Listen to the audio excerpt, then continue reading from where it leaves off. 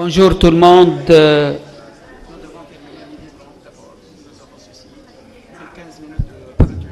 Premièrement, c'est un honneur pour moi de présider cette séance en vous remerciant pour cette confiance.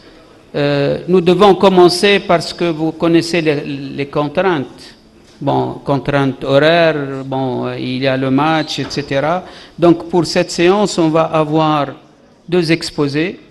Le premier, c'est M. Werner Bussmann. C'est un expert international qui va nous communiquer ou bien nous donner son point de vue sur l'évaluation des politiques publiques, leçons et expériences de l'Europe occidentale. Le deuxième exposé sera de la part de Si Mohamed Haddar, qui est notre président et enseignant à l'AFSEG, l'évaluation de la politique fiscale en Tunisie. Donc la parole à M. Bussmann. Donc, prière de respecter les, disons, 25 minutes, max, mais vraiment max, chrono devant moi. Afin de donner la parole à la salle, de respecter la salle, et deuxièmement, respecter Si Mohamed Haddar. Et pour être là à 12h15, nous allons avoir 15 minutes de clôture pour la pause café et la clôture, et afin de permettre à tout le monde d'assister à l'événement international qui est sportif. Et voilà, pour donner la parole à M. Bussmann.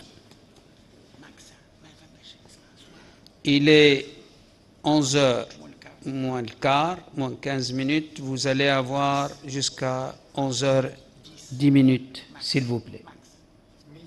Mesdames, Messieurs, bonjour. Je suis honoré d'être parmi vous et de vous parler de l'évaluation des politiques publiques.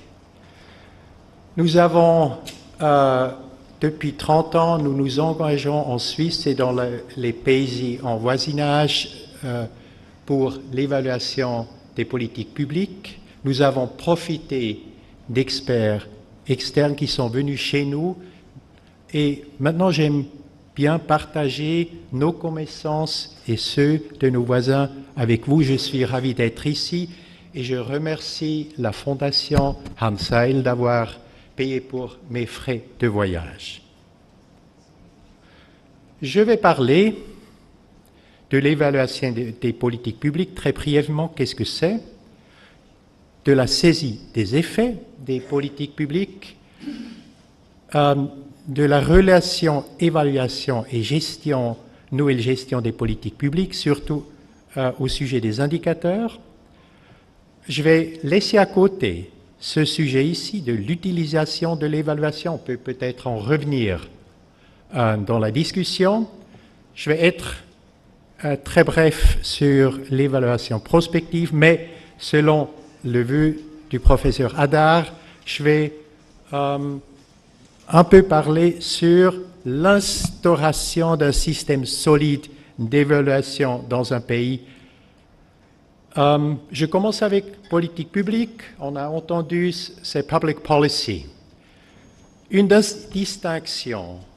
On différencie entre politique publique, politique institutionnelle et politique substantielle. Une politique institutionnelle concerne les institutions d'un État. Et hier, on a parlé de gouvernance et croissance économique. On a parlé du gouvernement de coalition et les effets sur l'hausse ou la baisse de la dette publique. Donc, les économistes sont assez forts pour l'évaluation de politique institutionnelle. Mais mon thème, c'est 25 minutes, c'est la politique substantielle. Brièvement, une définition, un ensemble de décisions de différents niveaux juridiques, lois, ordonnances, décrets, etc., et d'actions cohérentes est ciblé vers des objectifs que les acteurs compétents, privés, corporatistes ou étatiques prennent ou appliquent dans le but de résoudre un problème social. Donc, problème, objectif, intervention.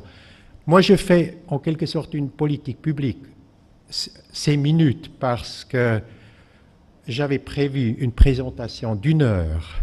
On m'avait dit qu'il y avait un objectif primordial, c'était le match de football. C'est pourquoi j'ai raccourci par la moitié ma présentation pour satisfaire à cet objectif. C'est une politique publique, en quelque sorte, pour vous, les Tunisiens. Avec votre permission, il nous a promis de mettre la note sur le site et vous allez lire tout. OK. Alors, les politiques publiques ont de différents niveaux d'agrégation. On parle de programme, c'est au niveau bas et mesures, par exemple sur la circulation routière, l'abaissement des limites pour l'alcool. Une mesure, c'est des campagnes de publicité, mais on peut aussi évaluer une loi, toute une loi, la loi sur la circulation routière par exemple, ou les ordonnances, et on peut évaluer toute une politique publique entière, la politique publique des transports par exemple. Je vais revenir du niveau d'agrégation un peu plus tard. Ce qui est crucial, qu'on distingue bien entre l'évaluation d'une organisation et l'évaluation d'une politique publique. En Suisse et dans les pays en voisinage, on confond les deux souvent, et je vais en revenir à ces questions lors des indices. Une organisation, par exemple, l'Office national pour les routes, a ses structures et processus internes, elle a une certaine culture au sein de l'organisation, soit qu'il soit autoritaire, soit axé vers des clients. L'abut est de satisfaire les clients, les destinataires. Le critère, c'est de remplir le mandat, voire le contrat de performance, s'il y en a, et les indicateurs sont des indicateurs de performance, je vais en revenir. Une politique publique, normalement, elle est beaucoup plus complexe. Il y a l'interaction de nombreux acteurs, offices nationaux, régionaux, acteurs privés, associations, NGOs. C'est l'ensemble de ces acteurs qui forment une politique publique. Les destinataires, c'est les adressés des mesures et autres personnes affectées. Donc, si c'est une loi, c'est ceux qui sont aux cibles de la loi. Si c'est une mesure financière, un subventionnement, c'est les bénéficiaires. Si c'est une campagne de sensibilisation, c'est les auditeurs et auditrices. Et les critères sont l'efficacité et l'efficience, atteindre les buts au moindre coût. Et les indicateurs, il y a des indicateurs relatifs au comportement des adressés. Donc, adressés, et il y a des indicateurs relatifs aux résultats sociaux, économiques et environnementaux qui résultent du comportement des adressés. Je ne vais pas entrer sur ça. Je vais maintenant venir à la saisie des effets d'une politique publique. Ce qu'on peut observer, on sait qu'il y a une politique publique qui est en cours et on peut observer la réalité sociale, économique, etc. Par exemple, si nous prenons le cas simple des accidents sur la route, on sait qu'il y a des lois, des mesures de la police, on peut voir le nombre des morts. C'est ça, c'est le descriptif. On peut décrire. On peut aussi avoir une dimension normative. On met des objectifs pour baisser le nombre des morts sur les rues et on peut voir si on a atteint. Mais la question cruciale, c'est la question causale. Est-ce que c'est l'État et les agents corporatistes, s'ils ont, par leur action, causé ces changements dans la réalité sociale, ou si c'est plutôt d'autres facteurs qui ont eu une influence, par exemple, l'amélioration de voitures, des ambulances mieux équipées qui ont contribué à baisser le nombre des morts.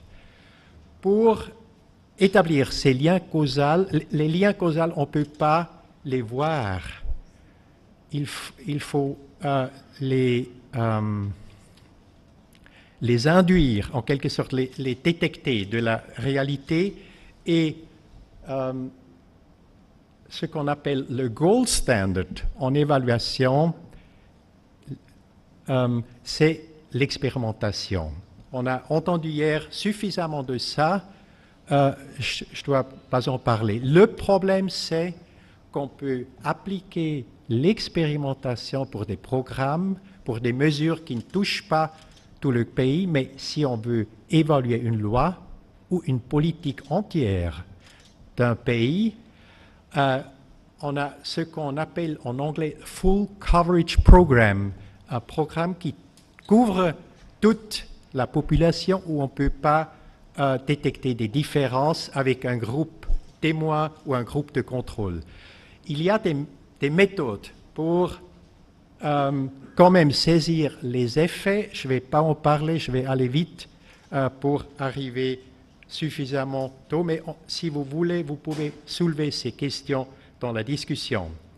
Je dois aussi dire qu'on peut regarder une politique publique sous différentes étapes. Tout d'abord, on peut évaluer la conception, les normes légaux, les programmes administratifs d'une politique publique. Et là, on peut la décrire, on peut aussi avoir une dimension normative, voir si la best practice est ancrée dans cette conception, mais la question causale ne se pose pas. La même chose pour la mise en œuvre, on peut observer si les mesures qu'on a promis, qu'on a planifiées, sont faites ou pas. C'est le normatif, on peut le décrire, mais quand on vient aux réactions des adressés d'une politique publique et aux résultats conséquences sociales, économiques et environnementales, la dimension causale et des mécanismes pour saisir la dimension sociale deviennent très importants. Je viens maintenant de la théorie un peu à la pratique, par le biais d'un sondage qu'on a fait parmi des évaluateurs suisses, des évaluateurs et évaluatrices suisses. On les a demandé quelles sont les méthodes qu'ils utilisent. 4% pour l'analyse des réseaux sociaux, une méthode employée par les sociologues pour déterminer la distance et la proximité d'acteurs qui interagissent dans une politique. 4% pour l'expérimentation, donc assez peu. Le tout, c'est plus que 100%. Comme vous verrez, dans l'expérimentation, on peut, par exemple, utiliser des questionnaires, comme on a vu hier, dans la politique active du marché du travail. Vous verrez, un groupe focus, observation, ça m'a étonné, c'est 30% pour les observations, c'est surtout dans les évaluations de l'enseignement, où on observe des classrooms. Analyse de dates secondaires, avec lesquelles vous êtes bien familiers et familières.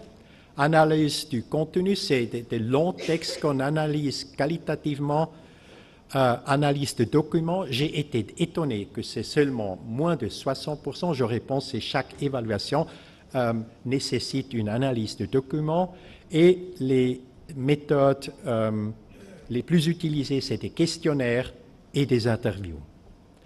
Comme ça, on voit un peu la place aussi par le biais de ces méthodes du causal dans l'évaluation. Ce n'est pas dans toutes les évaluations qui se font en Suisse que l'aspect causal trouve beaucoup d'intérêt, mais c'est primordial pour les évaluatrices et évaluateurs de connaître de quoi on parle si on parle de causalité.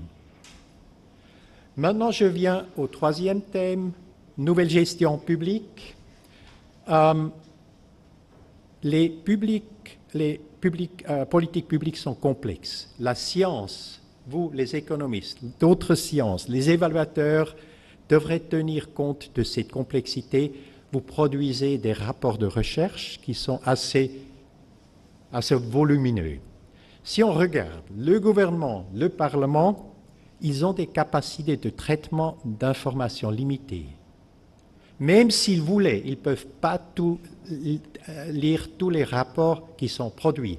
Et c'est difficile de déterminer si c'est fiable ou non. Donc ils doivent en quelque sorte faire croyance, par exemple, à l'administration qui met les informations dans une manière digestible à ses chefs. Dans la nouvelle gestion publique, on a inventé de nouvelles formes pour diriger et informer. On croit que par le biais d'indicateurs, on peut s'en passer de ces rapports volumineux et on peut informer par des chiffres. C'est une utopie de la nouvelle gestion publique et dans beaucoup de pays, c'est un courant de pensée assez important. Il y a des indicateurs de performance d'une organisation, ce qu'elle fait, et il y a des indicateurs d'impact, croissance économique, taux de chômage, etc. Vous êtes tous et toutes familières. Les espoirs, je vous ai dit, et il y a aussi des dangers. Moi, je suis un peu un sceptique, je crois que c'est nécessaire de développer des indicateurs, mais il y a des dangers. Les dangers, c'est les suivants. C'est si les organisations utilisent les indicateurs d'impact pour prouver de leurs résultats. Il y a un décalage énorme entre ce que font les organisations et ce qui se fait dans une politique publique, parce qu'il y a beaucoup d'acteurs, et si un ministère se vante, il y a la problématique de la causalité et aussi de la relation d'une organisation à une politique publique. Je dois encore ajouter les indicateurs d'impact. Ils parlent des impacts, mais pas de la causalité des actions étatiques. On n'en sait rien. Si c'est causé par la conjoncture, baisse du taux de chômage, par l'économie mondiale, etc. Donc, il y a des dangers si les organisations se vantent des succès ou s'ils disent « oh, c'est quelque chose de différent » si ça va mal pour les indicateurs. Deuxième danger, si on utilise, et c'est une courée, par exemple dans le performance budgeting, si on utilise les indicateurs pour récompenser ou pénaliser une organisation. Je prends le cas d'une école. Si on paye l'école selon le nombre d'élèves qui passent l'examen, ce qui peut en résulter, c'est teaching to the test. L'école n'enseigne seulement ce qui est nécessaire pour passer le test et tout le reste qui ne fait pas partie du test est négligé. Donc,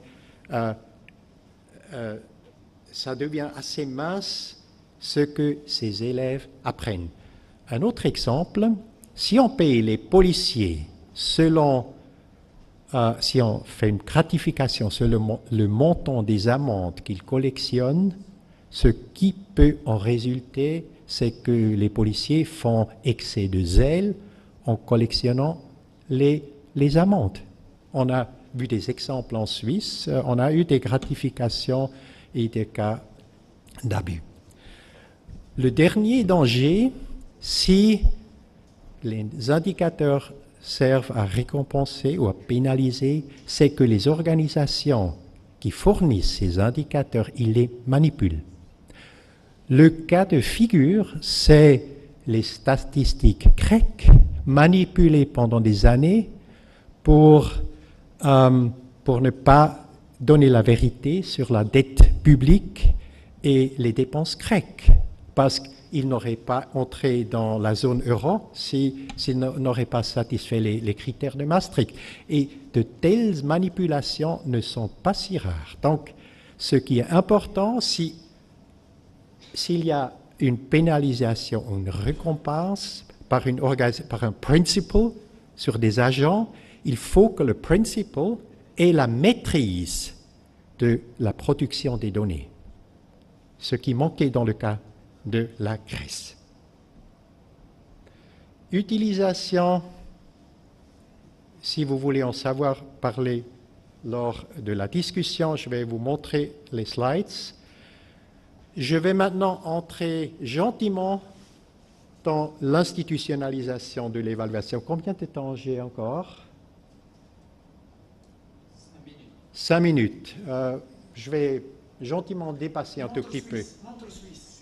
Ok, alors je vais laisser à côté l'évaluation prospective. Alors, et je vais parler de l'installation d'un système solide d'évaluation rétrospective. En Suisse, dans les années 80, on était en retard avec d'autres pays. La France, l'Allemagne, la Suède, les Pays-Bas étaient beaucoup bien avancés. Et alors, on a fait un effort pour rattraper ces différences. Un des acteurs était le département fédéral de justice et police, mon chef, le professeur Madère.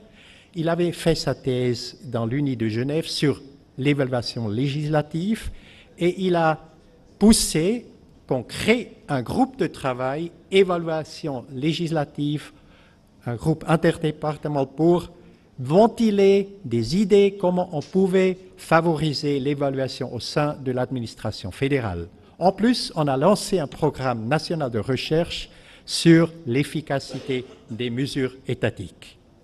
Le deuxième promoteur, c'était le secrétaire des commissions de gestion, une commission de surveillance du Parlement, et lui, il avait proposé que le Parlement et l'exécutif fassent un organe commun pour l'évaluation. L'exécutif ne voulait pas faire ça parce que chez nous, le Parlement est plus fort que l'exécutif. Il avait peur qu'il perde la maîtrise sur cet organe et ce qui en a été la conséquence, on a créé deux organes, un organe d'évaluation du Parlement, contrôle administratif du Parlement qui existe depuis 1990 et le deuxième, le service de contrôle administratif du gouvernement qui était abandonné en 2001, donc jusqu'à maintenant c'est le premier qui existait, une petite cellule de spécialistes qui fait un très bon travail et qui, qui a aussi le mandat d'évaluer la qualité des évaluations faites par l'exécutif. Il en a fait 2 de telles évaluations. Un organe qui corrige un peu le tir de l'exécutif. Dans les années 90, on avait la phase opérationnelle du programme de recherche avec 30 évaluations faites, beaucoup de workshops entre fonctionnaires fédéraux et scientifiques pour créer une compréhension mutuelle entre les deux. On a créé les bases légales pour les audits de performance, les évaluations au sein de la Cour des comptes. Moi, j'étais directeur de ce programme de recherche. Avant, j'étais secrétaire de ce groupe de travail à Géval et j'ai créé un réseau évaluation dans l'administration fédérale pour favoriser les échanges d'expériences parmi les différents départements ou ministères. J'étais aussi fondateur de la Société suisse d'évaluation, je vais en revenir, mais d'un côté, ça a maintenant commencé dans tous les ministères que des cellules d'évaluation se sont créées. Et ça, c'est très, très important que dans les politiques substantielles, la santé, la politique environnementale, l'agriculture, n'importe où, se créent des bases de connaissances entre l'administration et l'appui de centres universitaires qui se spécialisent à ces domaines. Très, très important. On a aussi fait des niveaux au niveau cantonal et, important, mais peut-être pas pour vous, on a fait une réforme constitutionnelle et on a créé un article 170 de la Constitution fédérale, le premier article constitutionnel sur l'évaluation, et son wording est le suivant: l'Assemblée fédérale, c'est notre Parlement. veille à ce que l'efficacité des mesures prises par la Confédération, c'est l'État national, fasse l'objet d'une évaluation très large, pas très spécifique.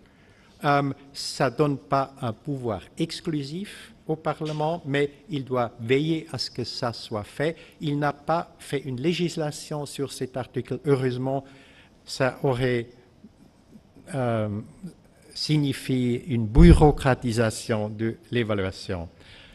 Je viens en arrière. Il y a aussi une promulgation de beaucoup d'instruments juridiques, introduction de nombreuses clauses d'évaluation dans des lois spécifiques qui disent, après 5 ans ou après une certaine période, cette loi sera évaluée. Il y a une centaine de telles clauses d'évaluation et au niveau cantonal encore davantage.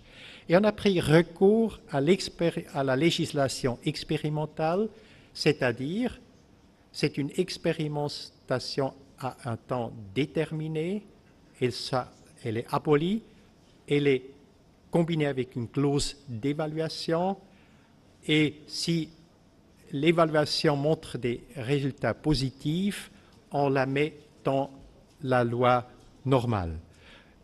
Une très intéressante expérimentation s'est faite pour la crise de l'héroïne. Dans les années 90, il y avait beaucoup de toxicomanes dans les villes suisses.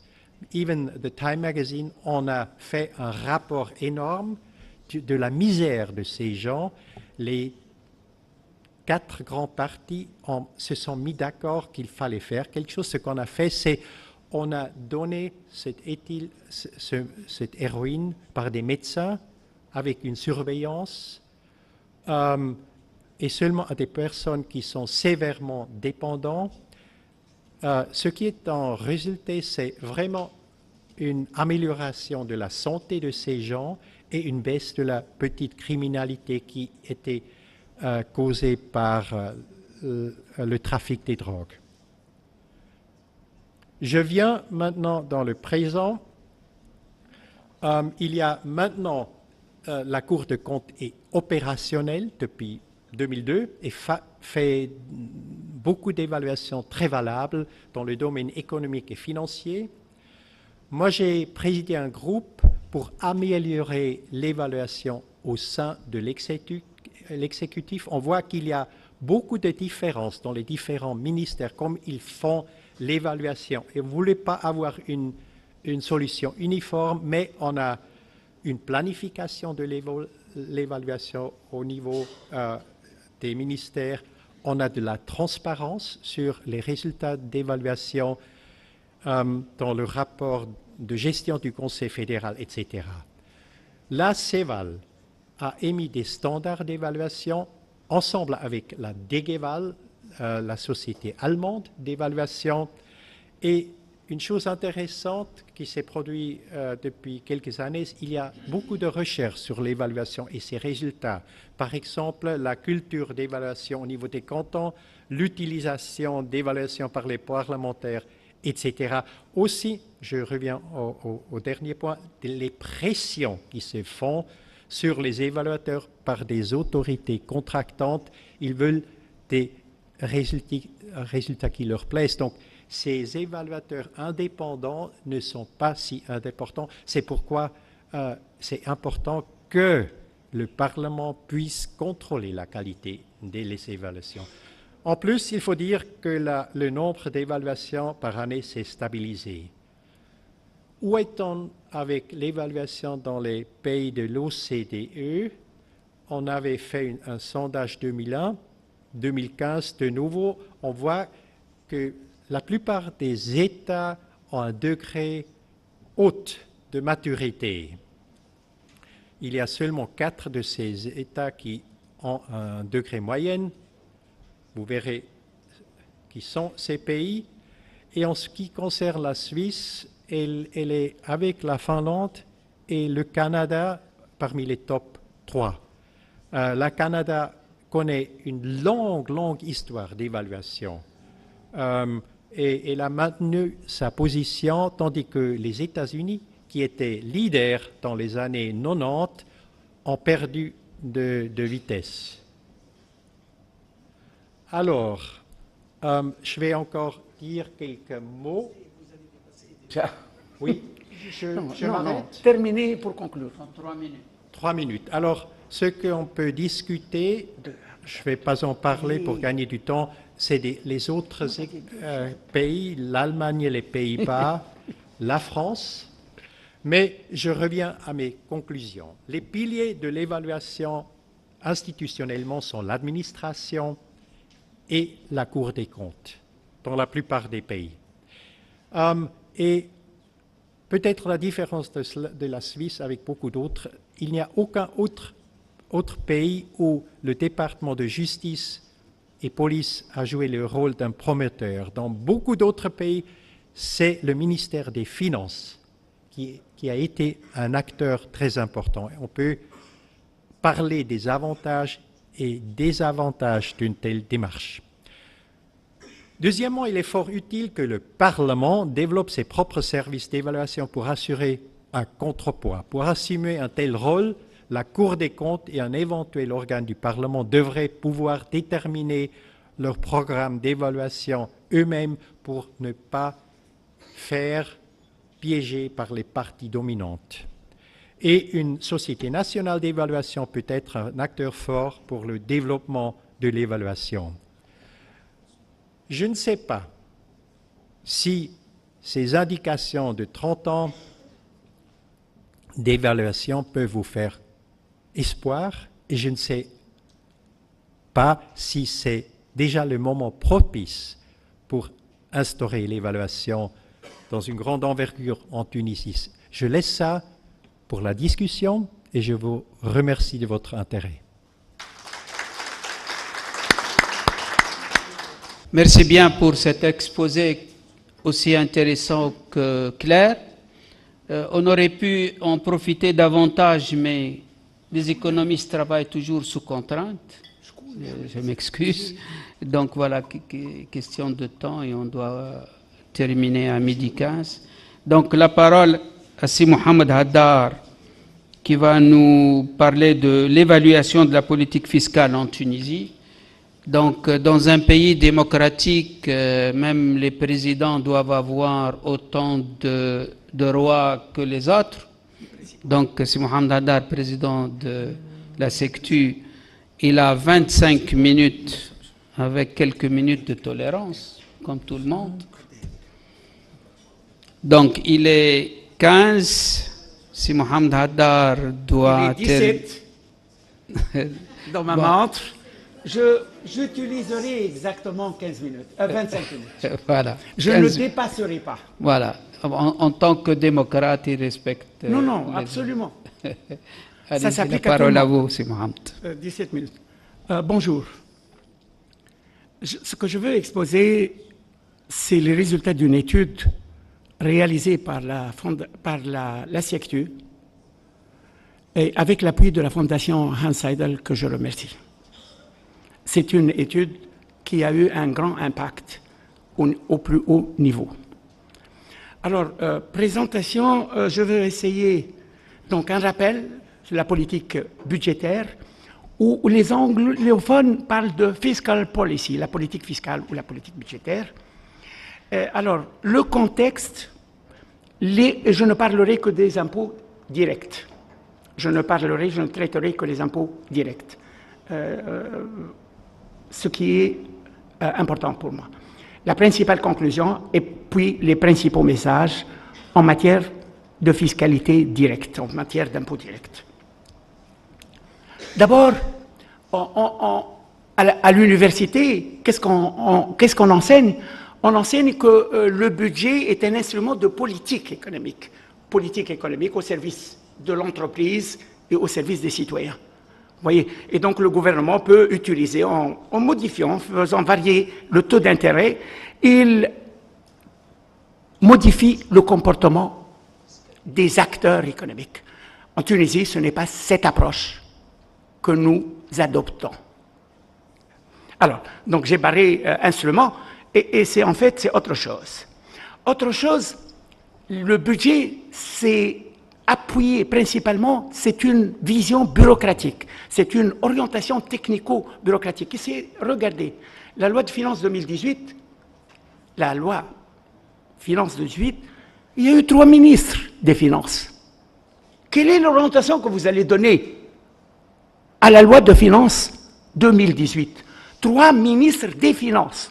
Donc, c'est les bureaucrates qui font ça. Et alors, pour eux, c'est toujours la recherche de l'équilibre budgétaire. Vous voyez? Donc, c'est leur préoccupation, mais je ne sais pas s'ils l'obtiennent ou non. Nous verrons. Et alors, ils partent toujours de 3 hypothèses. Hypothèse, c'est le taux de croissance futur, parce que ça détermine en grande partie les recettes. Le taux de change, dinar, euro ou dinar, plutôt dollar, c'est essentiellement parce que l'essentiel est facturé en dollars, nos importations, et le prix du baril de pétrole. Vous voyez, regardez ces 3, et c'est des estimations, c'est des estimations, mais pratiquement toutes les estimations sont fausses, s'avèrent fausses. Et depuis 2011, alors que la loi de finances complémentaire, normalement, est une exception, nous vivons en permanence, tous les ans, nous faisons une loi de finances et une loi de finances complémentaire. Vous voyez? Ça pose un problème. Ça pose un problème. Regardez le taux de change, on a admis l'hypothèse. D'ailleurs, surtout, hein, même les taux de croissance et tout cela, il y a le baril du pétrole. Le taux de change, c'est totalement... Le dinar se déprécie, et c'est déprécié, pour de bon. Et le baril de pétrole, la montée du prix du baril, nous sommes en train de la vivre maintenant, il est à presque 70, alors qu'on l'a estimé à 60. Vous voyez?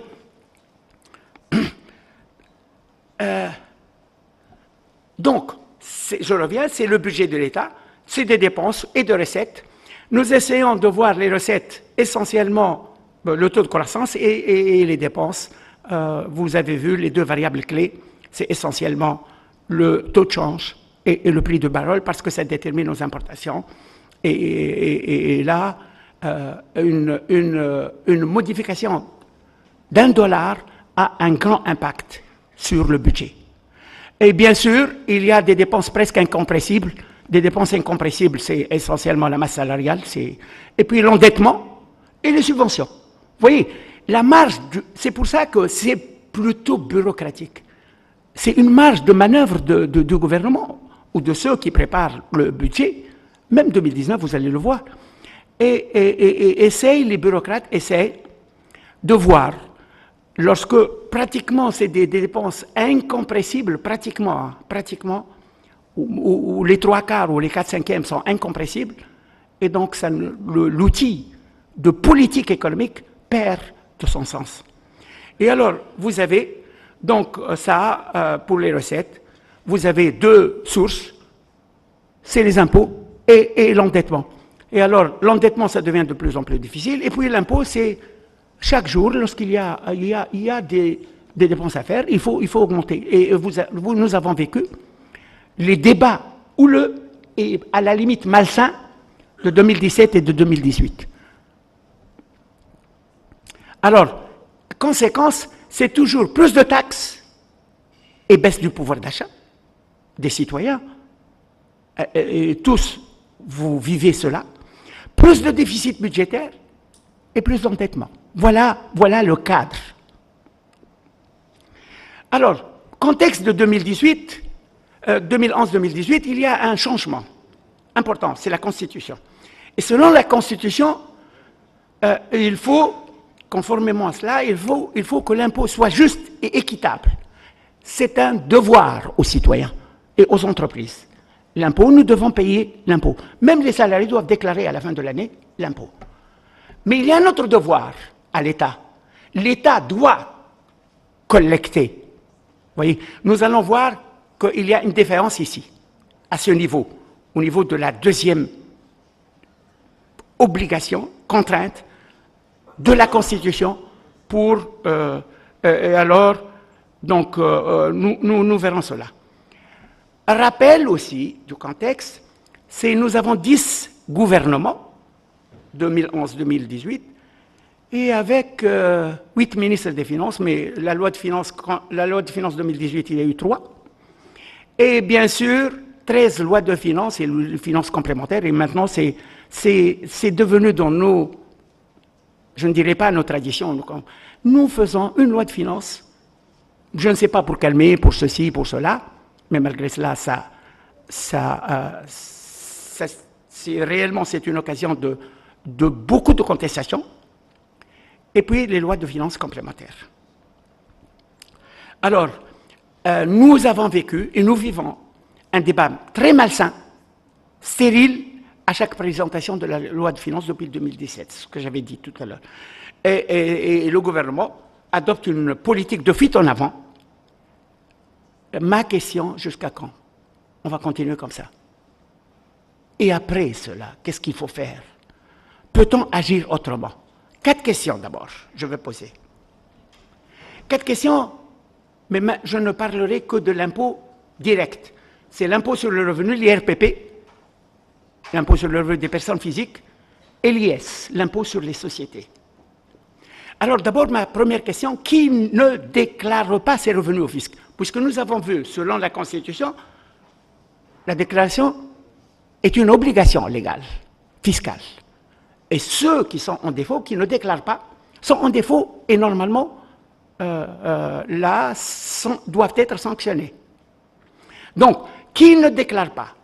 Donc, je veux traiter 2 choses. La population potentiellement hors champ fiscal, c'est des actifs, mais hors champ fiscal. Vous imaginez cela? Et puis, les personnes physiques et morales qui sont répertoriées par le ministère des Finances, qui a ses coordonnées, leur adresse, leur nom, leur téléphone et tout cela, mais qui ne déclarent pas, qui sont en défaut. Vous voyez, c'est la première question. La seconde question, qui ne déclare pas ses revenus? Qui paye les impôts? Donc nous avons vu qui ne déclare pas. Alors qui paye les impôts et combien?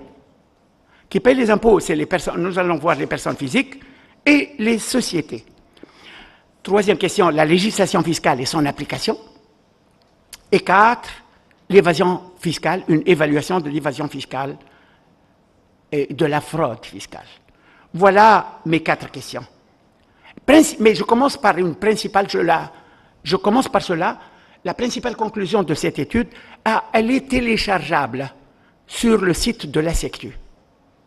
Elle est téléchargeable sur le site de la Sécu. Vous pouvez la télécharger. D'abord, la principale conclusion, c'est que nous avons un système fiscal complexe, non transparent, déclaratif et sans contrôle. Retenez cela. Complexe, non transparent, déclaratif et sans contrôle. Qu'est-ce que ça va aboutir? Eh bien, la conclusion est simple. Ne peut jamais assurer ni justice fiscale, ni mobilisation de ressources. Voilà notre système. Voilà notre situation. C'est la principale conclusion. Alors, maintenant, je veux revenir à ces 4 questions. Qui ne déclare pas? Qui ne déclare pas? D'abord, la population potentielle hors champ fiscal. Potentielle hors champ fiscal. Regardez, nous avons, selon les enquêtes et tout cela, une population active occupée de 3,4 millions. Et alors, le tiers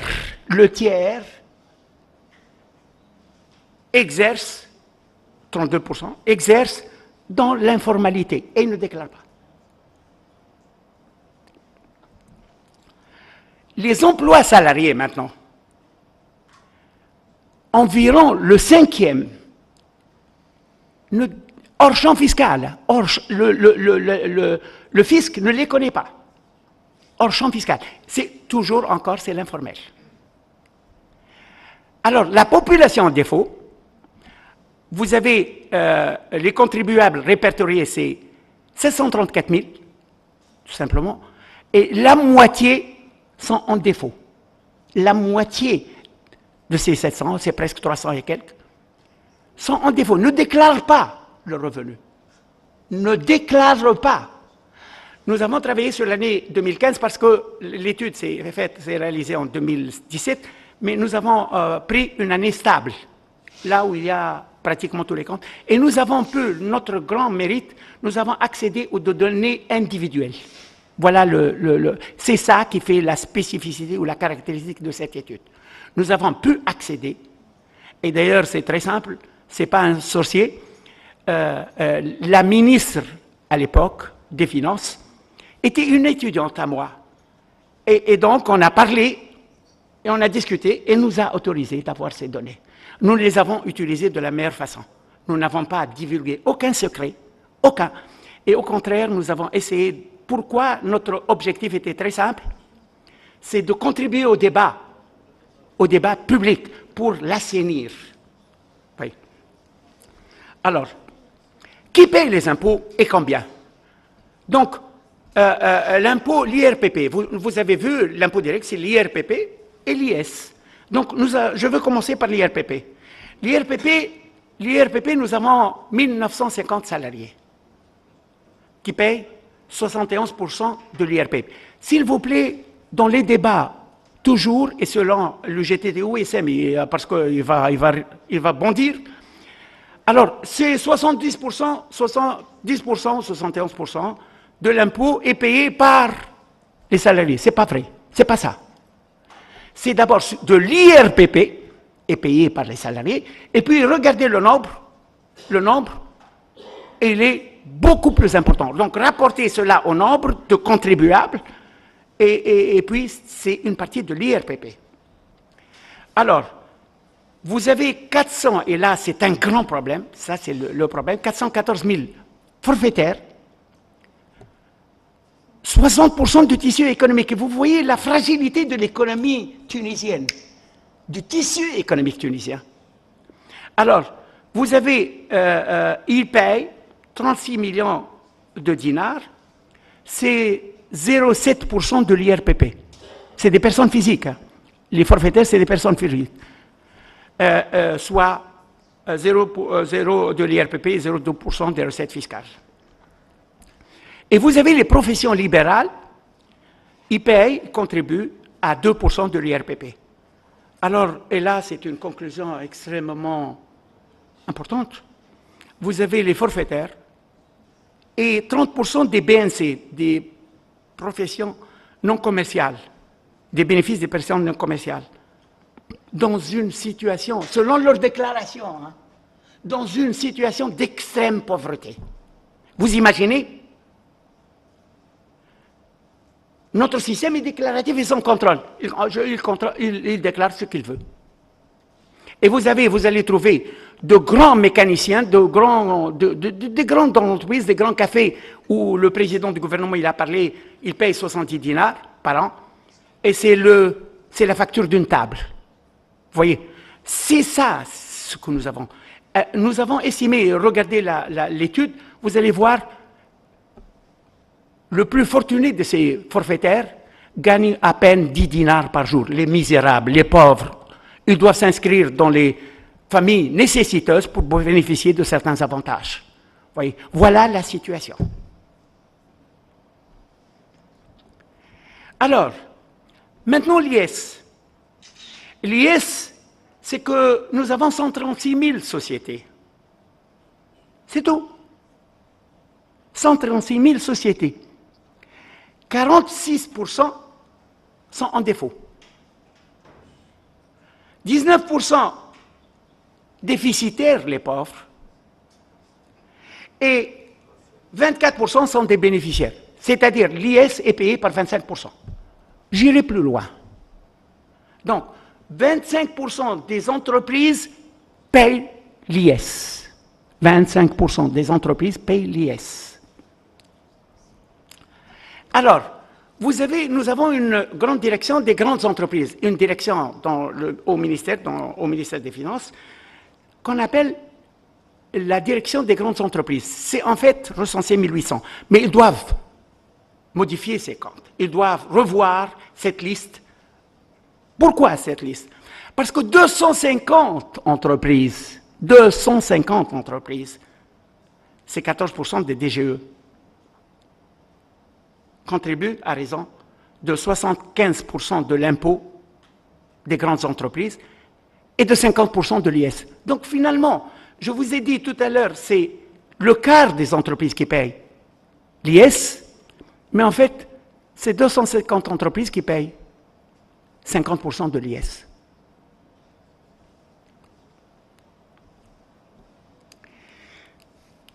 La législation fiscale, j'ai tout à l'heure dit, mais je donnerai un chiffre, un système complexe, non transparent, instable.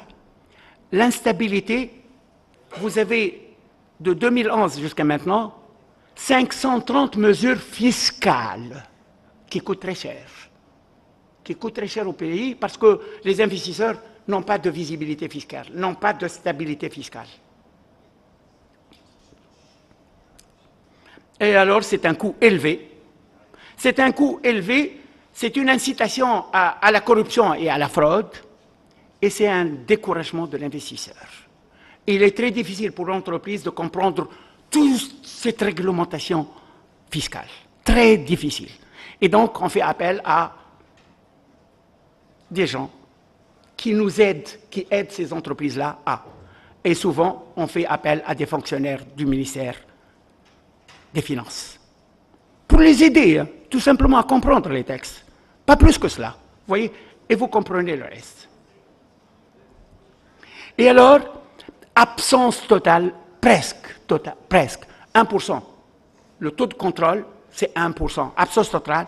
Taux de couverture de contrôle fiscal, approfondi, c'est 1%. Parce qu'on s'attarde beaucoup sur l'approfondi, alors que le contrôle n'est pas nécessairement approfondi. Et une mission d'un contrôle approfondi ça demande énormément de temps et demande énormément de moyens.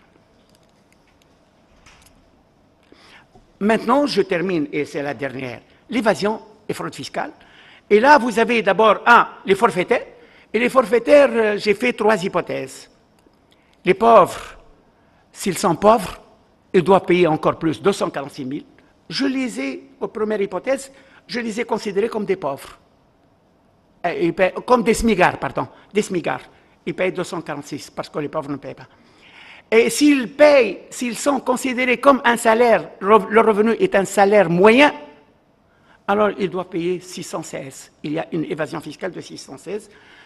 Mais on peut avoir un peu plus si dans la fonction publique, et c'est le salaire moyen dans la fonction publique et tout cela, c'est 907 l'évasion. Les BNC, on était très cool, parce que c'est là qui pose un grand problème. Les avocats, les architectes. Et alors là, on les a mis ensemble. Et c'est 35, mais c'est sous-estimé. Sous-estimé pour une raison très simple. Je vous ai dit, l'objectif, c'est de contribuer à assainir le débat. Nous ne voulons pas qu'il y ait plus des accusations, vous ne payez pas. Il faut aller beaucoup plus loin que ça. Et nous avons fait des estimations pour les catégories. Je vais vous donner une catégorie, tout simplement, les médecins. Les médecins, on est allé voir l'enquête consommation 2015, que payent les Tunisiens en consultation. Quelles sont leurs déclarations? Et nous avons trouvé un grand écart, ce n'est pas la peine de vous donner le chiffre. Mais si on ajoute les Libyens qui viennent, les Algériens qui viennent, alors vous n'imaginez pas le chiffre que nous avons. Nous n'avons pas voulu ça. Vous voyez, je vous ai dit, nous disposons d'énormément de chiffres, mais nous voulons contribuer à assainir le débat. Il y a un grand problème. Un problème, et notre problème, c'est très simple. Une défaillance du ministère des Finances. Une grande défaillance, il n'y a pas de contrôle du tout. Et voilà, nous trouvons, bien sûr, la TVA. La TVA, normalement, c'est elle où il y a plus d'impôts, c'est retenue à la source. Mais quand même, il y a une fraude. Le quart de la TVA est fraudé. Le quart de la TVA est fraudé. Là, parce que le système est très complexe et la chaîne n'est pas claire et ainsi de suite. Et alors, vous avez le secteur informel. Le secteur, on l'a estimé, le secteur informel, c'est 30% du PIB. Nous avons fait une bonne estimation parce qu'il y a quelqu'un de l'INS qui a travaillé avec nous. D'ailleurs, l'étude est réalisée par votre humble serviteur et Moustapha Mbouzayen, qui est de l'INS, un directeur de l'INS. Voyez. Et alors la fraude fiscale serait de 1200 milliards. C'est-à-dire, vous voyez déjà ça, entre 1875 et 2500 et quelques, plus si vous ajoutez l'informel qui pose un problème, ça, vous pouvez avoir de bons résultats. Si j'ajoute qu'il y a beaucoup d'endettement non recouvré, on peut gagner énormément. Je vous remercie. Je crois que je suis dans les délais exactement. Bravo, Si Mohamed, pour le respect, premièrement, du temps. C'est l'enseignant Ah oui, qui maîtrise. Il gère bien. Bon, bien que les enseignants en général, avec le temps, on est un peu la parlotte. Bon, bref. Mais aussi, merci pour l'exposé, qui est très clair, mais je pense que le ministère des Finances a beaucoup de travail à faire, structurel, personnel, etc. Donc, vraiment, bravo pour cette étude. Donc, la parole à la salle, premièrement pour l'exposé de M. Bousman et deuxièmement pour Si Mohamed Haddar. Donc, la parole à la salle pour les deux exposés. Claire, lentement et à haute voix, s'il vous plaît. De toute façon, votre exposé était très clair. Hein? On ne doute pas de cela. Donc, certainement, les questions seront à la hauteur de votre exposé. La parole à la salle. C'est monsieur. Si Samir. Bon, on commence, si Samir. Si Samir. Bien, Samir Razouani, donc ASECTU, EEC de Tunis. Par rapport à l'étude de Si Mohamed, donc elle est faite, elle a été présentée à maintes reprises dans d'autres contextes, dans d'autres environnements, et d'après ce que je sais, elle a été transmise aux décideurs justement, puisque vous dites qu'elle a eu un grand impact. Et là, j'aimerais bien savoir quelle a été véritablement la réaction de ces gens-là. On leur montre ce qu'ils savent peut-être, avec des preuves quantitatives, chiffrées, etc. Est-ce que comme dans d'autres études, ou pour d'autres études, ils les laissent dans les tiroirs ou non? Parce que ce qui nous intéresse, nous, économistes, universitaires, ASECTU, c'est d'avoir cette réactivité sérieuse. Sinon, ça ne sert à rien de faire des choses pour qu'il n'y ait pas de suite par la suite. Merci. Ouais. C'est Mohamed Hamas.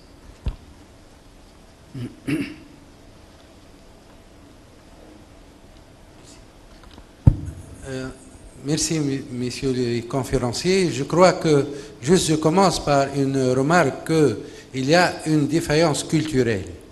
Aussi bien pour l'évaluation, on n'a pas une culture d'évaluation, que pour la fiscalité, on n'a pas une culture pro-fiscalité. La culture pour l'évaluation, bien entendu, elle est entachée par le marketing politique, en quelque sorte, n'est-ce pas? Tout le monde cherche à évaluer pour abattre l'adversaire, du point de vue politique, et pour se montrer l'alternative, n'est-ce pas, pour corriger et pour apporter de nouvelles politiques meilleures que l'adversaire. Donc, dans quelle mesure peut-on éviter cela grâce à l'externalisation de l'audit, en quelque sorte? C'est-à-dire qu'il faut que les auditeurs des politiques publiques soient indépendants, soient externes, n'est-ce pas? Les audits internes, toujours, sont entachés par c'est comme vous l'avez bien démontré, par le désir de déboucher sur des résultats favorables, n'est-ce pas? Favorables à la continuité du mandat électoral, favorables à l'émergence d'indicateurs positifs, même faussés. Pour ce qui est de notre cher professeur Mohamed Haddar, la culture, bien entendu, elle est anti-impôt. Et encore plus aujourd'hui, puisque le trade-off aujourd'hui par ceux qui dominent la politique, les islamistes, c'est entre l'impôt et zakat, n'est-ce pas? Donc, je parle de l'impôt direct. Cette culture qui est favorable à faire reculer l'impôt, qui est une culture importée pour les islamistes, n'est-ce pas, et qui doit être remplacée par zakat, dans le sens que il n'y aura plus négation de l'impôt. La zakat pour les islamistes, c'est pas un impôt imposé, mais c'est un impôt payé volontairement d'après les convictions, etc. Donc, moi j'insiste sur cette variable culturelle qui vraiment est toujours oubliée par les évaluateurs, dans le sens qu'il se limite uniquement aux chiffres, il se limite uniquement à l'aspect économique, financier et fiscal, et oublie tout ce qui est culturel, qui peut être, c'est comme dans l'évaluation de l'entrepreneurship, il y a absence de culture entrepreneuriale en Tunisie qui handicape le développement régional, puisque même si on verse des milliards et des milliards de dinars, s'il n'y a pas de culture entrepreneuriale, il n'y aura pas de projet. Et aujourd'hui, s'il n'y a pas de culture fiscale, il n'y aura pas paiement de l'impôt. Et s'il n'y a pas une culture d'évaluation, il n'y aura pas d'audit, n'est-ce pas? Voilà, mes chers professeurs.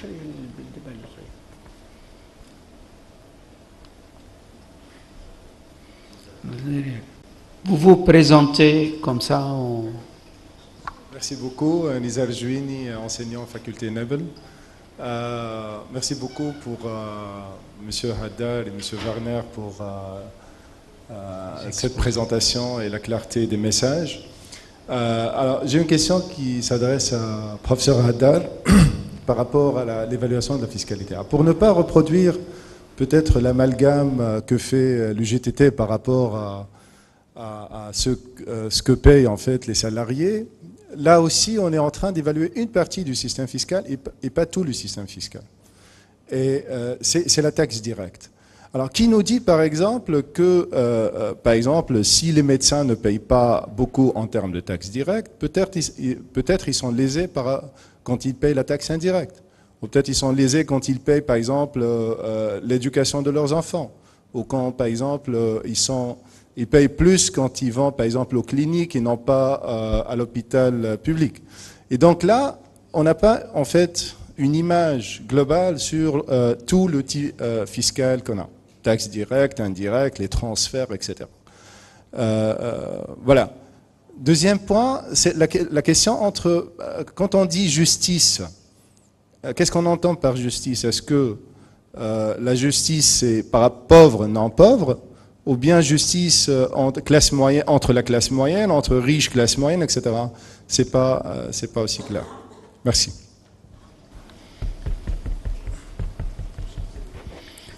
Bon. Allez-y.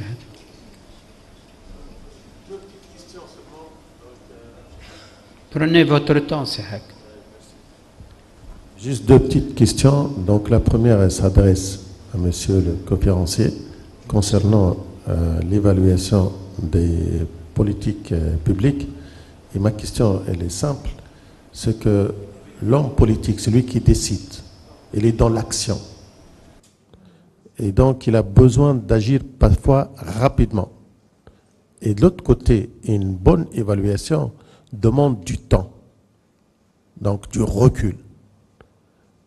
Et le temps et le recul, l'homme politique, celui qui décide, il ne peut pas attendre autant. Comment résoudre ce problème? Ou encore, quel est votre point de vue? C'est ça ma toute simple question. La deuxième question est notre professeur, donc le doyen, c'est Mohamed Haddad.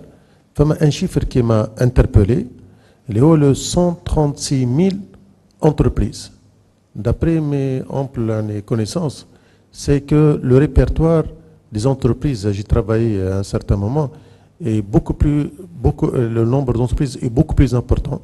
Donc, c'est quoi la définition que vous avez retenue pour garder que uniquement 130 000 entreprises. L'idée, c'est quoi? Ce que peut-être vous sous-estimez, en fait, l'évasion fiscale et puis par la suite l'assiette de l'impôt. Merci. Ou je commence par la dernière. La dernière, Hatem. Hatem, le RNE, le Recensement national des entreprises, c'est 732, 730, 700 et quelques. Moi, j'ai donné 136 000, c'est les entreprises, les sociétés. Parce que dans le RNE, vous le savez, c'est pratiquement 86% des entreprises, c'est individuel. Donc ça, c'est l'IRPP. Bien sûr. C'est les 414 000 forfaitaires sont dans l'IRPP. Donc, cette notion de société IS, des entreprises qui payent l'IS, et les personnes physiques payent l'IRPP. Oui. Donc, c'est les 136 000 sociétés répertoriées au ministère des Finances. Je dis bien, avec leur adresse, leur téléphone et tout ce que vous voulez.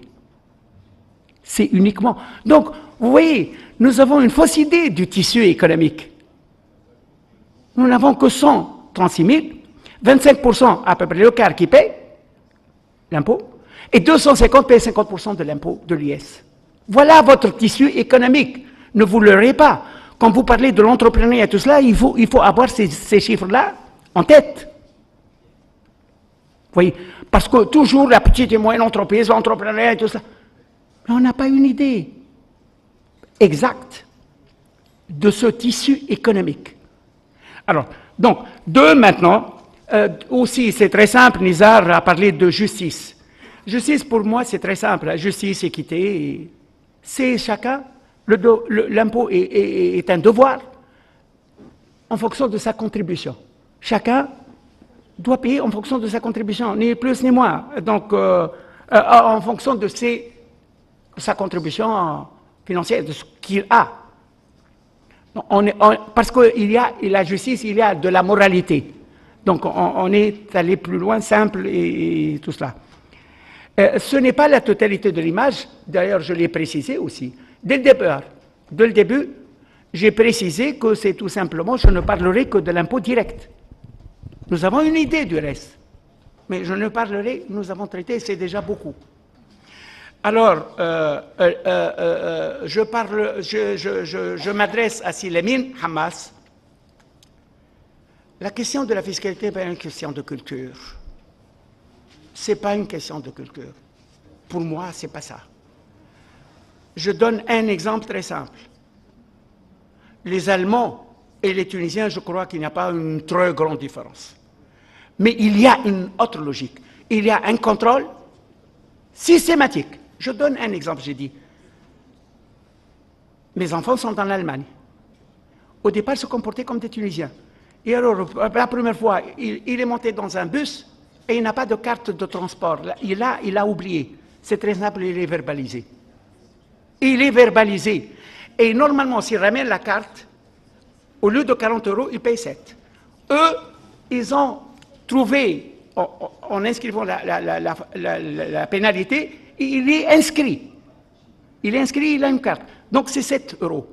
Il n'est pas allé pour faire cela, c'est 63 € qu'il doit payer. C'est tout. Il est devenu maintenant, il calcule. Il calcule. Ce n'est ni zakat, ni impôt. N'entrons pas, la culture, c'est la solution. Et alors là, je termine par ça. C'est les hauts responsables. Les hauts responsables sont au courant. Ce n'est pas au courant. J'allais beaucoup plus loin. Mais avant, je dirais un mot sur notre rôle dans les communications et tout cela. C'est un leurre. Pourquoi? Pour une raison très simple. J'ai eu une grande discussion tête-à-tête avec le président du gouvernement. C'est plus qu'une heure. Sur ça. Je préside au Conseil d'analyse économique la commission fiscalité. Et on a des contacts directs. Et il n'y a pas de suite. Parce que ma conclusion est très simple. Si vous voulez collecter l'impôt, il faut un système efficace de contrôle. Et vous avez 8 000 dans la direction générale d'impôts, et vous avez, d'ailleurs nous avons deux directions, hein. C'est bizarre, une direction qui verbalise et une direction qui collecte, et il n'y a pas de contact entre eux, il n'y a pas de système d'information. Et alors, 8 000 et 5 000, faites-les descendre et vous allez voir, il y a énormément de choses à collecter, énormément de choses. On ne veut pas, ou on hésite, ou je ne sais pas quoi, mais bon, il n'y a pas eu de suite. On s'agite un peu, c'est vrai, on est devenu un peu conscient, mais je crois qu'on a... Je ne dirai pas plus que cela, c'est pas la peine. C'est pas la peine. Politique. Faut-il que ces agents soient des incorruptibles comme Elliot Ness? Non, je ne peux pas parler ni de corruption, ni de quoi que ce soit. Non. Je refuse de parler ce langage. J'ai dit, les plus hauts responsables sont au courant, très simplement. Ils sont le ministre des Finances et le président du gouvernement, plus d'autres. Ils sont au courant. Et j'ai eu l'occasion de discuter avec eux. Point de la ligne. Bon. Deuxième round. Alors, c'est très intéressant ce que vous dites, que vous avez un entretien avec le président. C'est un honneur en quelque sorte, mais il y a des contraintes, il semble. Oui, absolument. Je vais un peu vous voir la réalité de l'évaluation en Suisse par le biais de ce diapositive qui est sur l'écran. Disons, le mandataire numéro 1 en Suisse, c'est les ministères. Et c'est les fonctionnaires au niveau de ce que nous appelons les offices, c'est des divisions de départements qui ont leurs besoins d'information. C'est lié au fait qu'en Suisse, nous avons une petite administration. Depuis des décennies, le Parlement nous a fait des contraintes en vue d'engager du personnel. Donc, le besoin d'information ne peut pas être satisfait par les fonctionnaires. Enfin, j'ajoute une note, il n'y a plus le statut de fonctionnaire chez nous. Nous sommes tous des employés comme dans les entreprises privées, avec quelques privilèges, mais ça n'existe plus. Mais vous n'entendez pas? Ok, alors. Donc, fonctionnaires. Donc, 3/4 des évaluations sont au service de l'administration et ça va parfois au ministre, mais parfois ça reste à un niveau inférieur. Donc, les administrations veulent savoir davantage. Par exemple, en vue de la décentralisation, on ne connaît pas tellement du centre la mise en œuvre dans les cantons, qui sont des entités en quelque sorte. Nous avons un système très décentralisé. Donc, par le biais d'évaluation, on peut collectionner des données pour en savoir plus sur la mise en œuvre et les adresser. Et c'est seulement 1/4 des évaluations qui sont au service d'un cercle élargi de parties prenantes, l'administration et le gouvernement, le Parlement, les cantons, les médias. De ces 3/4 des évaluations au service de l'administration, il y a à peu près 60 à 70%, 76% qui optimisent le programme. C'est ce qu'on peut appeler Learning Administration, une administration qui aime, par le biais de l'évaluation, apprendre et améliorer ses propres programmes. Par exemple, des campagnes de publicité contre le sida. C'était dans les années 90 très important. Comment est-ce qu'on peut améliorer? Protection de l'environnement. C'est les paysans qui sont touchés. Qu'est-ce qui se passe chez les paysans pour atteindre les objectifs environnementaux? Donc, c'est des informations micro qui servent à optimaliser, peaufiner nos politiques publiques. Mais il y a 1/4 des évaluations au service d'un public plus large. Ils Il peut s'agir d'évaluations de très grande envergure. Par exemple, moi j'ai participé à 3 très grandes évaluations, une réforme énorme judiciaire où on faisait le suivi. Nous avons un système de péréquation financière entre les cantons qui est révisé tous les 4 ans pour ajuster les paiements de compensation entre les cantons. Et nous avons eu une très grande réforme du droit pénal et on veut voir si les taux de criminalité, ce qui se passe dans les cours, dans les prisons, etc. Et qu'on aussi propose des améliorations. Il y a aussi des évaluations qui veulent défendre la situation actuelle parce qu'au Parlement, il y a des revendications, des propositions de changement, tandis, par exemple, de l'économie vers la protection de l'environnement. Donc, on essaie d'évaluer en montrant que ça fonctionne. Et comme j'ai montré à la prescription d'héroïne, parfois, on introduit une mesure contestée. Ce qui est important et qui peut être, vous avez une fausse vue de l'évaluation, il y a en Suisse presque jamais d'abolition de programmes dus à des évaluations. Dans les pays anglo-saxons, on parle de killer evaluations. Par exemple, de la Cour des comptes des partis opposants pour tuer un programme. Ça a existé, mais en Suisse, ça n'existe presque jamais. L'utilisation en Suisse n'est pas utilisée pour les changements, pour les orientations grandes de la politique. Disons, combien de l'argent mettre dans le trafic routier, combien dans la défense, dans l'agriculture, dans la sécurité sociale. On ne peut pas comparer les grandes politiques. Vous, comme économiste, vous savez que ça nécessiterait une généralisation de l'analyse coût-bénéfice pour faire de telles comparaisons. Donc, l'évaluation est plutôt dans la petite politique, avec l'exception de quelques exemples. Maintenant, votre question sur le temps qu'il faut. C'est très important. Il faut une longue haleine pour les politiques publiques. On a parlé hier de gouvernements de coalition et leurs difficultés. Nous avons en Suisse un gouvernement de coalition qui consiste depuis des années des mêmes partis à peu près. Ça veut dire que nous subissons pas autant que d'autres pays le cycle électoral bien connu chez les économistes. Donc on peut travailler un peu à long terme. Alors, la planification est importante dans l'évaluation parce qu'il faut compter à peu près 3 années.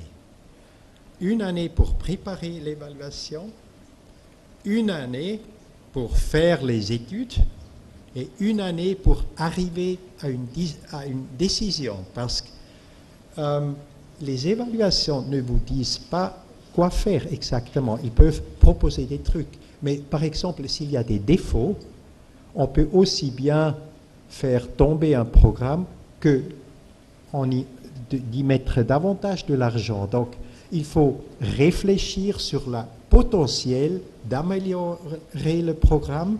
Souvent, les évaluateurs proposent des trucs qui, du côté de l'administration, ne paraissent pas tellement faisables. Donc, on discute avec les équipes d'évaluation parce qu'ils sont des spécialistes d'évaluer, tandis que dans l'administration, ils savent un peu les contraintes ou pas. Donc, il ne faut pas se faire d'illusions sur le potentiel d'évaluation, d'évaluer, et il faut de la longue haleine. C'est pourquoi je ne suis pas sûr que le moment est déjà venu d'introduire ça en Tunisie, parce qu'il faut sortir du mode de crise qu'on est en Tunisie. Et après, on peut songer à établir un système solide Merci, d'évaluation. merci pour les réponses. Donc, on a tellement de questions dans la salle. Je sais qu'il y a beaucoup à dire, mais c'est Mouaz, Kamila et Sana. Et après vous. D'accord. Après vous. Je peux pas. Alors, merci nos chers panélistes. Merci, Monsieur le Président. Enfin, j'adresse une question au professeur Bussmann. Hein? Alors, comme vous le savez, en Tunisie, donc, nous venons de réaliser donc, les élections régionales, municipales et locales. Et je crois l'élan qu'a connu le pays par rapport à la décentralisation donc, des pouvoirs et de la gestion budgétaire nous fait peut-être penser à l'expérience pionnière bien sûr de la Suisse, vous savez, les cotons. Alors la question pour moi, est-ce que à travers l'expérience de votre pays, en matière de contrôle, vous avez démarré relativement en retard. Nous, c'est à peine en 2015, pardon, qu'on a l'Institut de suivi d'évaluation des politiques publiques a été établi. Et je sais, depuis là jusqu'à aujourd'hui, je ne crois pas qu'il est en mesure de vraiment instaurer une tradition d'évaluation des politiques publiques. Ma question que j'adresse, elle est claire. Comment peut-on, à travers votre expérience, avoir peut-être des recommandations pour que l'on puisse asseoir un dispositif d'évaluation des politiques publiques, notamment avec la décentralisation du pouvoir et la délégation des pouvoirs pour les pouvoirs locaux et ce qui va se traduire sur les dépenses budgétaires. Merci. Merci. Oui, bref. Madame Kamila Bouaziz. Kamila Bouaziz, enseignante à la faculté des sciences économiques et de gestion Tunis. Je vous remercie tous les trois, aussi bien les panélistes que le président, tout d'abord. Et c'est plutôt une remarque sous forme de question que je présente au professeur Mohamed Lahadda. Si Mohamed, je vous remercie pour votre exposé premièrement, mais est-ce que vous pensez, c'est une question non pas simplement de contrôle, mais d'irresponsabilité et d'impunité qui font ces fuites pour ne pas payer les impôts. Parce que si on avait un sens de responsabilité au minimum, on paierait nos impôts normalement.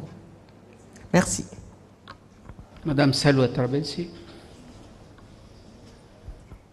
Merci. Salwa Trabelsi, donc SEC Tunis. Je vous remercie pour la clarté donc de vos présentations. En fait, ma question, ça va dans le sens de celle de Simoaz. Et en fait, ma question s'adresse à Monsieur Bussmann. Et en fait, depuis des décennies, on adopte des politiques publiques et on supporte énormément de coûts, mais les résultats parfois sont négatifs, même dans le sens où on n'arrive pas à atteindre les objectifs donc de ces politiques-là. En fait, et à travers votre expérience qui est à l'échelle internationale en matière d'évaluation des politiques publiques, j'aimerais bien donc vous poser la question. Comment faire pour la Tunisie? Quel est votre point de vue pour la Tunisie? Comment on pourra instaurer un système d'évaluation qui est fiable? Qu'est-ce qu'il faut faire? Qu'est-ce que la Tunisie a à faire donc pour évaluer ces politiques? Et comme j'ai bien dit, on adopte des politiques et des politiques, mais l'évaluation, ça reste vraiment... parfois, il n'y a même pas d'évaluation et parfois, il y a même l'effet négatif donc, de ces politiques-là. Voilà, merci. Il nous reste 2 interventions, 2 questions, je dirais, hein. Pas d'intervention. Merci. Ahmed Basti, je suis consultant. Moi, j'ai travaillé pas mal sur des évaluations depuis assez longtemps. Donc, je m'adresse à notre conférencier suisse. en disant est-ce que l'expérience suisse, qui est très intéressante, comparativement à la Tunisie, est tout à fait spécifique, parce que la Suisse, je dirais que la Suisse agit en régime de croisière, c'est-à-dire que tous les jours on prend des décisions, on évalue initialement, en cours de route, on fait des évaluations ex post, on corrige, etc. Alors que dans le cas tunisien, je crois qu'il y a presque unanimité pour reconnaître que nous sommes en retard. Nous avons de grandes réformes qui ont pris beaucoup de temps, depuis bien avant 2011. Et donc, il y a des évaluations qui doivent être plus substantielles, même si les évaluations en cours de route, disons, au régime de croisière prennent du temps. En Tunisie, nous sommes pressés par le temps, et en plus, il faut qu'elles soient très approfondies et très neutres, parce qu'au jour d'aujourd'hui, on ne vous cache pas qu'en Tunisie, il y a presque deux écoles. Il y a une école qui dit il faut revenir avant le 2011, les politiques étaient bonnes, pratiquement. Et puis, il y en a qui disent, évidemment, les problèmes qui sont accumulés sont des problèmes structurels qui sont nés de l'inaction depuis 10, 15 ans, 20 ans. Alors, j'ajouterai un autre élément, c'est un peu le fait que le système tunisien, évidemment en Suisse, il y a les centres d'évaluation, d'action, je dirais, un peu partout, dans tous les départements, etc. Alors qu'en Tunisie, on a tendance à dire, oui, l'évaluation, il y a un institut qui va faire l'évaluation. Non, l'évaluation, elle est d'abord au niveau des grands acteurs qui préévaluent. Pour faire une nouvelle politique, on évalue l'ancienne, on propose, on choisit des scénarios, on met en place une base de données pour suivre, avoir des indicateurs de suivi, etc. Donc, quelle est votre approche pour le cas tunisien où une grande polémique d'abord existe et avec la reconnaissance que nous sommes, disons, en retard quand même sur de grandes réformes nous attendent. Voilà. Pour bien évaluer notre travail, dernière question. Une question rapide. البارح ما جيت ندخل ما خلتونيش اجلتوا لي اليوم خليني نتكلم شويه سيلفوبلي. اول مغراوي نور الدين من اللي تساكي حبيت نقول شعارات ممكن اللي تحدث عليهم سي الدويان معناها مهمش هما En français parce que Monsieur Bousman, Monsieur Bousman ne comprend pas. Donc par respect. أنا أتدخل مع non, français. S'il vous plaît, Bon, mais ne فهمش. Bon, on va faire la traduction. Très rapidement pour pouvoir يعني بسرعة حتى يمكن أن نترجم أنا وياك في القصة. أي ماشي تفضل. نترجموا بعد شوية. لا سافا من بعد نحكيهم. لا نحكيو. مش معناه ما الفرنسي ما نفهمش فرنسي. أنا حابب نبلغ بالعربي. ميرسي.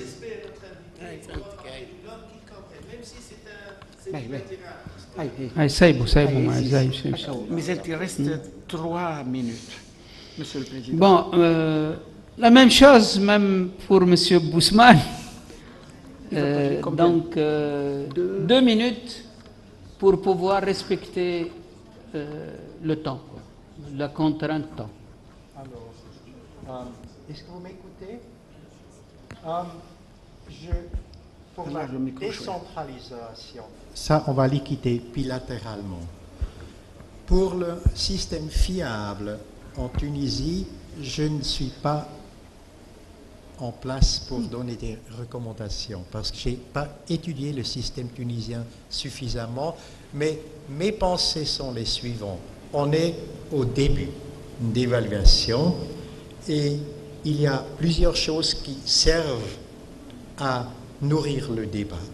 Le premier, c'est des statistiques publiques fiables. Disons, moi je ne suis pas tellement partisan de ces indicateurs, il faut travailler avec l'Office de statistique pour créer des informations qui sont utiles aussi pour la gestion des politiques publiques. Le deuxième, j'espère que les universités formeront des gens qui pensent à l'évaluation de l'action publique. Vous le faites comme modèle. Il faut qu'on y pense, qu'on y forme des jeunes qui vont semer ces idées dans l'administration et ailleurs. Le troisième, quand on a commencé en Suisse avec l'évaluation, on a toujours parlé dans ce rapport premier de l'AGEVAL, évaluation législative, que l'administration devra développer un réflexe évaluatif. Moi, j'ai travaillé parmi des juristes pendant très longtemps. Ils aiment les normes, ils aiment écrire des lois, mais la pensée, qu'est-ce qui va en résulter, est encore très loin. Et je suppose que dans l'administration tunisienne, on aime bien faire des décrets, sans y réfléchir, est-ce que ça tombe sur le réel. Donc, il faut faire, pour commencer gentiment, il faut faire de l'enseignement, enseigner aux gens d'avoir ce réflexe évaluatif. C'est très modeste. Merci bien. Je crois qu'on a bien respecté le temps. Je réponds ou non? Si tu ne veux pas, ce n'est pas un problème. Non, j'utilise 2 secondes. Je réponds à Madame Camilla. Ah oui, vous avez 3 minutes. Non, 1 seconde. Ça y est, c'est terminé. Là, alors, Madame Camilla, je ne veux pas parler d'irresponsabilité, je parle de contrôle. Donc, il faut un système d'information intégré et des contrôleurs. Et bien sûr, évaluer la souci. Mais irresponsabilité, je ne le connais pas. Je ne connais pas ce mot-là. Vous voyez? Merci beaucoup. Avant de terminer, nous devons remercier nos 2 professeurs intervenants pour ces exposés. Nous devons aussi remercier l'assistance pour votre patience. Donc certainement le mot de la fin à Si Mohamed Haddar pour la clôture. Merci. Merci, Monsieur le Président. Alors, vous avez élu un nouveau bureau qui a une lourde tâche. Et il ne peut accomplir ces tâches qu'avec votre participation. Alors, s'il vous plaît, si vous avez des propositions pour le forum de l'année prochaine, qui aura lieu en juin aussi, s'il vous plaît, si vous avez des propositions, soyez concrets, envoyez-les aussi pour l'association, quand vous connaissez le mail de l'association, et nous comptons beaucoup sur votre participation. Je vous remercie infiniment et à l'année prochaine. Bon appétit et bon match. Moi, je pense qu'on est arrivé au moment le plus important de la matinée, voire de la journée. C'est chacun parmi nous va retrouver sa liberté pour reproduire sa force de travail. Bon match et bon après-midi, bon week-end.